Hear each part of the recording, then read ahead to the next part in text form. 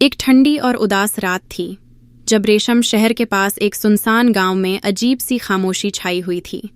गांव के लोग आमतौर पर रात को जल्दी सो जाते थे, लेकिन उस रात कुछ ऐसा था जो उन्हें बेचैन कर रहा था। मोहम्मद अली, जो कि एक युवक था और शहर से इस गांव में नया आया था, उस रात देर तक जाग रहा था।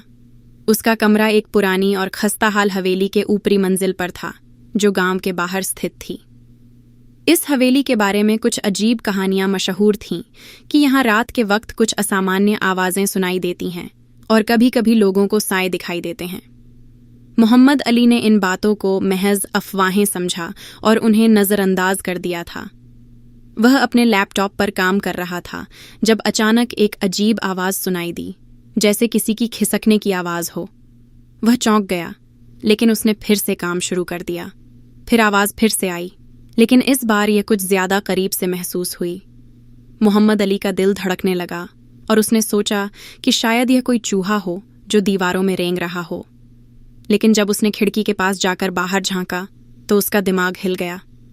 वहाँ कुछ भी नहीं था।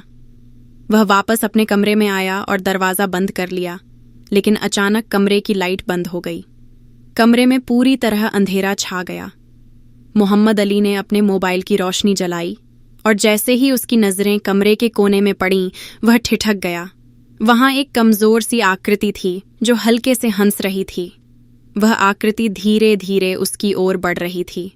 मोहम्मद अली का दिल तेज़ी से धड़कने लगा और उसने मोबाइल को हाथ से गिरा दिया। वह रोती हुई आवाज़ें सुन रहा था और फिर अचानक वह आकृति उसके सामने आ खड़ी हुई। तुम यहाँ क्यों आए हो? उस आकृति ने बिगड़ी हुई आवाज़ में पूछा। मोहम्मद अली का मुंह सूख गया। वह बोल नहीं सका। फिर वह आकृति एक पल के लिए रुकी और कहा, यह जगह तुम्हारी नहीं है। अचानक वह गुम हो गई और कमरे की लाइट वापस आ गई। मोहम्मद अली का दिल अब भी धड़क रहा था और वह समझ नहीं पा रहा था कि यह सब क्या था। उसने हिम्मत जुटाई और कमरे से बाहर निकलने का फैसला किया।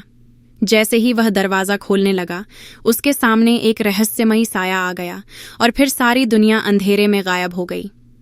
उसके बाद किसी ने मोहम्मद अली का पता नहीं किया।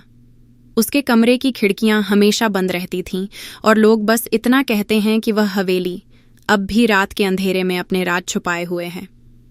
आखिरकार गांव वाले आज भी उस हवेली को दूर से देखकर गुजरते हैं, क्योंकि वे जानते हैं कि वहां कुछ है जो कभी नहीं दिखता, लेकिन हमेशा मौजूद रहता है।